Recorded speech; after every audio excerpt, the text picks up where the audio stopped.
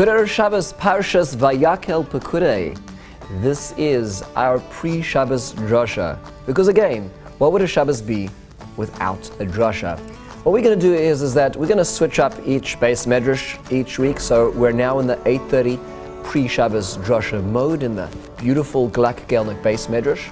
And I'd like to start off with a few mazel tovs, a few notes for the community. First of all, I'd like to wish a special mazel tov to Laurie and Louis Barbanel upon the birth of a grandson. This is the first to Tamar and Aaron Meir Rubel. Be'ezras Hashem, he should enter bevrisoi shel Avraham Avinu be'itoi uvizmanoi.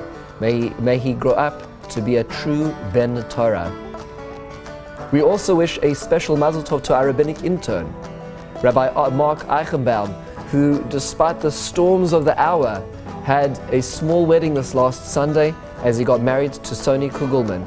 And it is so difficult at such times to be able to celebrate a simcha and appropriately in a way that is all right, to have the minimal amount of people at the same time as having the simcha. It's so special that we have this. Be'ezras Hashem, Rabbi Eichenbaum, Soni, Be'ezras Hashem, you should build your bayis neman b'Yisrael, the shame u'letiferes, bring tremendous nachas. And always remember where you started, and the fact that we are very proud to have you as our rabbinic intern this year. I'd like to wish a mazel tov to Dr. Eric and Jackie Nussbaum on the birth of a grandson to their children in Eretz Yisrael. Be'ezras Hashem, he should enter bevrisoi shel Avram Avinu be'itoi vizmano. And this is one of these moments where all this isolation and the inability to travel and to get to different places prevents us from celebrating there. But we here in the Young Israel family are very much with you and celebrating with you, and look forward to the moment when you're able to get there and celebrate with this new one as he grows up the Torah and the chuppah v'lema'asim tovim. I'd like to wish a special mazel tov to Norman and Vera Pin on the birth of a granddaughter to Yael and David Pin. Born in turbulent times, but destined for, God willing, a fantastic life of nachas. This little one should grow up the Torah, the Ben Torah, the chuppah, u'lema'asim tovim. And finally, a mazel tov which I omitted last week and requires special attention was the birth of a little boy to our members, Devorah and Ariel Stern. I had a little boy last Wednesday and had a very, very small bris this Wednesday to name Yehuda Leib Stern, to welcome him to the family, to welcome him to the community. He has many wonderful big siblings to look up to, and each of them will provide, obviously, great leadership in their own way. Be'ezras Hashem, this little Yehuda Leib should grow up, should bring nachas to Klal Yisrael, nachas to the family, and nachas to HaKadosh Baruch Hu as well. Mazel tov, mazel tov. Especially this Shabbos, when there's so much isolation, there's so much separation, there's so much angst and panic, we should really be celebrating these mazel tovs. As we watch this drasha now, we can't just lean over in shul and wish mazel tov to the person next to us as we hear about their mazel tov. But we do have the advantage of putting out our phones right now as we watch this and text and call those people who are celebrating their simchas this week. In isolation, we create connection. I'd like to also wish a special mazel tov as well to our members, our long-time members for over 4 decades, to Mark and Livia Rottenberg, who made Aliyah despite everything going on this last Sunday evening. Can you imagine this? Amidst the storm, everything else going on, they had plans, they were making Aliyah, and they made Aliyah. Mark and Livia have been with our community from almost the very inception of our community. Their children grew up in this community, their grandchildren grew up in this community, and God willing, we look forward to many more generations growing as part of our kehillah.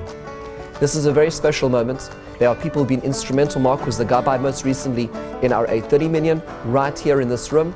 But they, as community members, have been involved from the get-go. They're the kind of people, if you need something done, they are there before you even ask for it. We wish that, God willing, we all have the opportunity, be'ezras Hashem, of joining you in the East, joining in Eretz Yisrael, bimheira v'yameinu.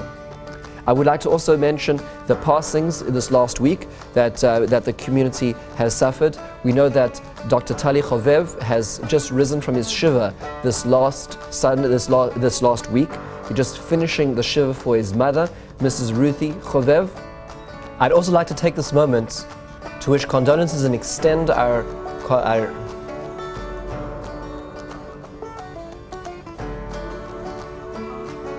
I'd also like to take this moment to extend our communal condolences to Dr. Larry Levitan upon the loss of his beloved mother, Mrs. Paula Levitan.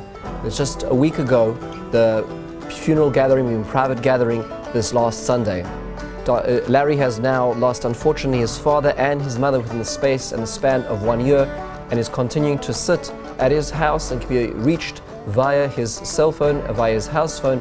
If you know him, please take advantage of this moment to reach out to him. We wish you only continued chizuk, only continued strength and health for you and Brenda going forward.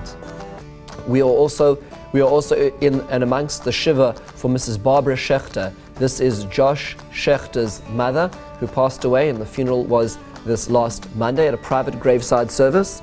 And he continues to sit with his family and is available on his cell phone.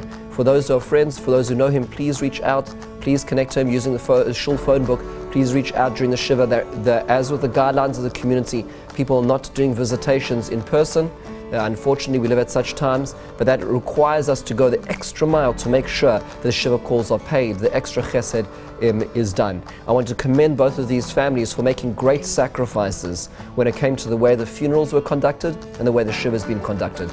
This is a very acutely painful time for people, and for at this time to isolate is very difficult. But I think that really goes to understanding what our Kehillah is about, and it really also says that we as a Kehillah need to take extra special care to make sure that those going through these difficult times are cared for. I also do want to mention the passing of our past member, Mr. Seymour Hefter. Mr. Hefter and Ruth, his wife, graced our community for well over 5 years here in the Five Towns, until moving back to their children up north in Massachusetts. Unfortunately, Mr. Hefter passed away at the age of 92 of natural causes, and his kfura took place in Brookline, Massachusetts, was in Kibbutz Yavneh in Eretz Yisrael. He's survived by his wife of 69 years, Mrs. Ruth Hefter. For those who had a connection to the Hefters, now's an opportunity to reach out to Mrs. Hefter, and we look forward to hearing Oni Besoros Tovos Bekorov. This Shabbos, we learn about the building of the Mishkan.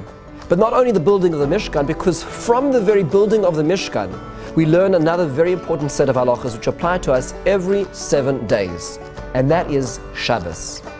We learn, in fact, by all the construction methods of the Mishkan, how it is that we are able to keep Shabbos. What creative processes are allowed for the Mishkan and disallowed on a regular Shabbos basis. What is called creative activity is learned from this week's parasha. At the beginning of Vayakhel, there's a juxtaposition between Shabbos and the Melechas HaMishkan, which allows the tradition of Chazal, the tradition of the Torah Sheba'al Peh from Sinai, to teach us that the key to understanding Shabbos is to be found in the Mishkan. And that makes sense. That makes sense in all 38 cases where we see creative activity. Even when it refers to destruction or something, it's stira amanas livnois b'mkomo, destruction in order to create. But let me ask you a question. What about the 39th one? There's one malacha which doesn't fit the bill, and that is the malacha of hoitzah. Hoitzah means literally when a person takes something from a private domain to a public domain, or walks in the public domain 4 cubits holding something, hoitzah mi reshus l'reshus, or in the reshus harabim. That's not creative. Meaning, think about this for a moment. Every other activity, all 38 other activities on Shabbos, actually change the item. Meaning to say, I have something, I break it, I thresh it, I winnow it, I skin it, I tan it, I write on it. I've done something to it. I've transformed the item. Thereby, that is a creative process. But hoitzah, when it comes to carrying, what have I done? The item is in place A, it is now in place B. Nothing has changed to the item whatsoever. How is that a creative process which is incorporated into the melachos, the creative activities on Shabbos? There's a very beautiful book written called The Sabbath by Dayan Grunfeld. Dayan Grunfeld is a tremendous luminary. In fact, he was one of the translators, the original translators of Rav Shimshon Raphael Hirsch, who is a Talmud of, and he wrote a book called The Sabbath. And he asks precisely this very basic question. And the answer he gives is an extremely profound one. And that is that the melacha of carrying creates something much bigger than simply what affects the item itself. By carrying, I create community. By carrying, I'm able to share the salt, to run over to the store for somebody else, to do an errand, to drop in, to share, to lend, to borrow. That's what carrying allows. And on Shabbos, we take a day in a moment in life where we stop even creating commerce and community. That's the creative process. It's a far greater creative process, says Diane Grunfeld, where we recognize HaKadosh Baruch Hu's presence even within the creative process of community. Now, of course, today we have many Eruvin, and we don't feel this as much, but many of us grew up in places where there weren't Eruvs, and we certainly experienced this. Carrying creates community.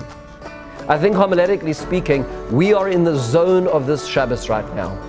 We're in the moment of Shabbos, of rest, where communal creation is no longer available to us in the same way. Think about this. I think of this last week of so many of us who admirably have been listening to the guidelines, have not been forming minyanim, have not been going out unnecessarily, have not been frequenting restaurants, have not been going to places where there are social gatherings unless absolutely necessarily. We feel a void. Going to shul for the men who go to shul every morning, every afternoon, for those of us who go to shul every Shabbos, shul is a touch point of connection to everybody else. It's just that moment which we can just see, and the people we don't see we can check in on. That we do not have right now. We don't have that connection. So to speak, we're in the zone of Shabbos where the creation of community is at a dead end, so to speak, which requires us to go the extra mile to think about how, in isolation, to create connection. I'd like to just take it one step further. Right now in Nach Yomi, we are learning the book of Eov. In Eov, it's a terrible story where the Satan, this prosecuting agent, comes along and wants to test this individual Eov. Eov was a tzaddik, was a very special individual. And the Satan wanted to prove to the Almighty that this person was only a Yirei Shamayim, a fear of heaven, because he had so much, because he needed HaKadosh Baruch Hu so much. But take it all away, and he would not. And therefore HaKadosh Baruch Hu gave license to the Satan to take away everything in Eov's life. Just don't take away his soul, said Hashem. Don't kill him. And that's what the Satan does. He takes away his livestock. He takes away his property. He takes away all his children, Rahman al-Insan. And finally, he takes away his health. And there Eov is sitting in an ash heap, scratching at the boils that cover him from head to toe. He is not recognizable to his own friends. And we're told that his friends come to visit him. There's still a handful of people who come to visit him. Rav Shimon Schwab asks a very basic question. If the Satan had the right to remove his livestock, his property, and his family, and even his health, then why didn't the Satan just finish the job? Kill the friends as well. Take everything away from Eov. Why did the Satan leave the friends? Rav Shimon Schwab answers a very profound insight into friendship. And he says that, HaKadosh Baruch Hu gave license to do everything except to kill him. Were Hashem to allow the Satan to take away the friends of Eov, that would have been like killing him. That's how important friends are. And I think we're experiencing that right now. Think how important friends are. I want to tell you how incredibly proud I am of the amount of chesed that has been going on in our community. I'm astounded, I'm bowled over backwards by the sheer amount, by the generosity of spirit, the generosity of time and energy of people. Right now we have a committee which is working on helping people who need deliveries, who can't leave their house, whether they're being quarantined or not, whether they're elderly or more vulnerable. We have a committee reaching out to those who are alone frequently every other day. We have a committee that's just doing community check in general, just to check in, to make sure that we're all connected to each other.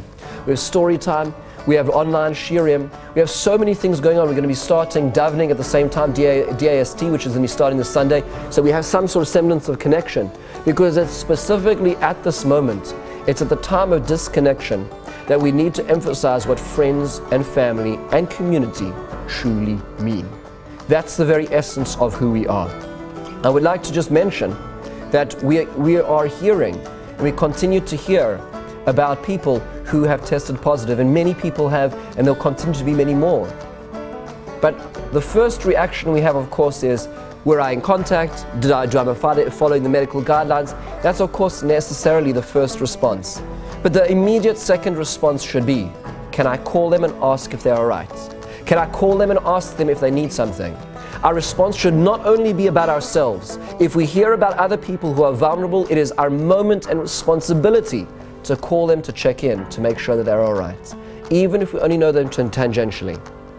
I've noticed that there are different groups in the community. There are the groups of people who, because of isolation, they're not able to go to work, they're not able to go out, they're really isolated with a lot of time on their hands.